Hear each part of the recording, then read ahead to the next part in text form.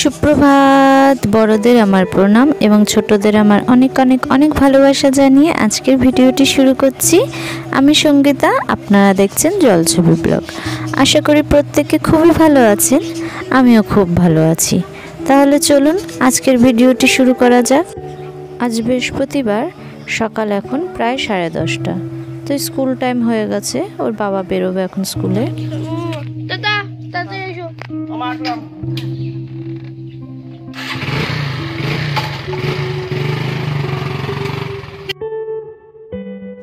ওর বাবা স্কুলে বেরোনোর পরে আমি আর ছেলেও একটু বেরোলাম হেলেন্সের দিকে বাজার করতে।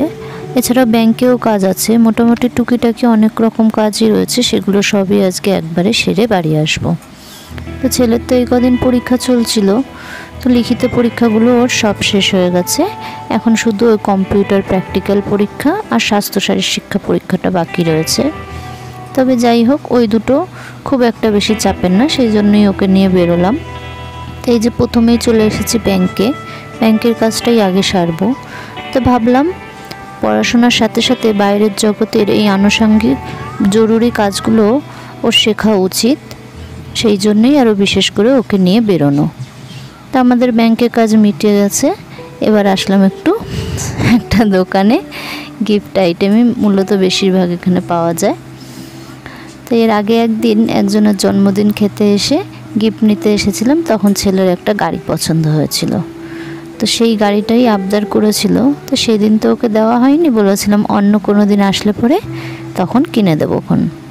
তো সেটাই নিতে এসেছি। ইনি হচ্ছেন লালটুদা, স্বপ্নদীপের বাবার বন্ধু হয়। তো দাদা সেদিন লক্ষ্মী ভাণ্ডার নিয়ে একটা কথা বলেছিল, সেটাই আমার এখন রেকর্ডিং করতে বসেও মনে পড়ে গেছিলো বলে ভীষণ হাসি পাচ্ছে। তা যাই হোক, এই যে ছেলের দেখুন গাড়ি নামানো কিন্তু হয়ে গেছে। তবে ও যে গাড়িটা দেখে গেছিলো সেগুলো এটা না, সেটাই দুটো করে ছিল, তো এতে তো 4টে রয়েছে। তবে ওর এই গাড়িগুলো খুব একটা বেশি পছন্দ হয়নি বলে ও কিন্তু গাড়ি নিল না। 4টে গাড়ি, ছেলের দুটো, একটা মায়ের, গাড়ি তো ওর মনের মতন হলো না। তবে যাই হোক, এই ট্রাইঅ্যাঙ্গেল রুবিক্স কিউবটা ওর পছন্দ হয়েছে, অবশেষে এটাই নেওয়া হলো।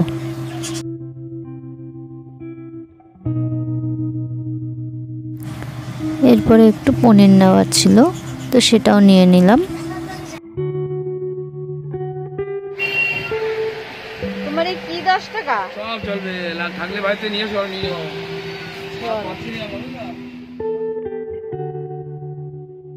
টুকিটাকি মোটামুটি যত রকম কাজ ছিল সেগুলো সব সেরে এবার আসলাম আমাদের মুদির দোকানে, যেখানে আর কি প্রথমে লিস্ট দিয়ে গেছি। তবে এসে দেখছি দোকানে এখনও আমাদের সমস্ত জিনিস দিয়ে পারেনি, আর দোকানেও প্রচণ্ড ভিড়। তাই গেলাম একটু চশমার দোকানে, ওর বাবার একটা চশমা ভেঙে গেছে, সেটাকেই সারাই করতে দিয়ে যাব।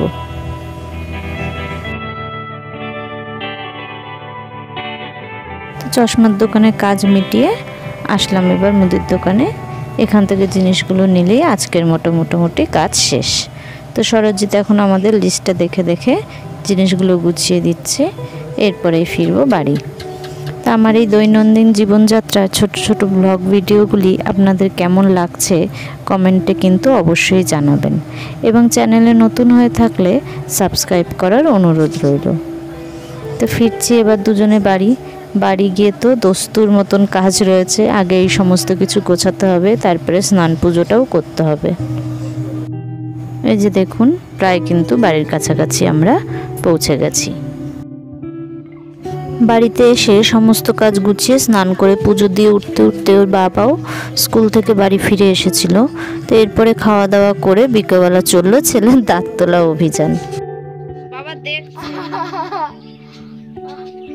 ভালোই তো নড়ছে ও। না না, আর দড়ি ভালো না, দড়ি না, সেটা দিয়ে হবে না বাবা। দেখি দাঁতটা, দেখাও।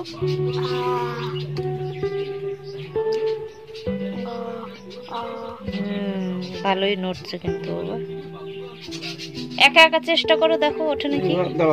আমি তুলবো না, এই শোনা, দেখতে দাও বাবাকে, দেখতে দাও। দেবে না, একদম তুলতুলে হয়ে গেছে। ডাক্তারের কাছে গেলে কিন্তু বাবা প্রচন্ড ব্যথা দেবে।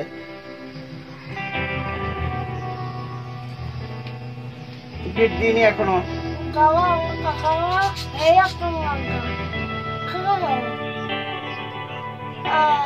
কথা বলতে হবে। হাঁটেই নেই বাবা, তাই উঠবে কি? তাহলে দেখো ভাই, এত টানাটানি করছে, তুমি কিন্তু সেই অর্থে ব্যথা পাচ্ছ না। খালি খালি বলে লাভ নেই।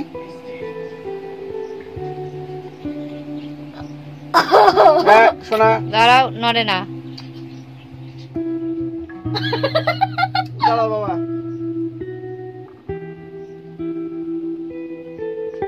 এরকম যদি দাবানো যেত তাহলে হতো।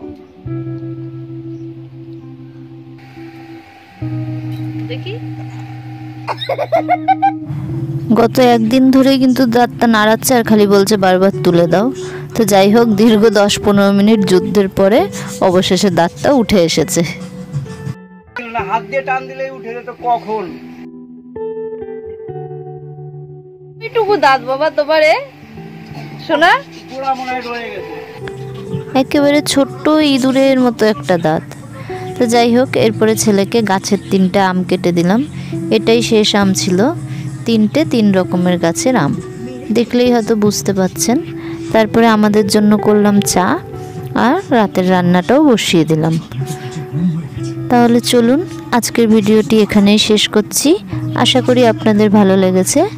দেখা হবে খুব শীঘ্রই নতুন আরেকটি ভিডিও নিয়ে। ততক্ষণ সবাই ভালো থাকবেন, সুস্থ থাকবেন। টাটা।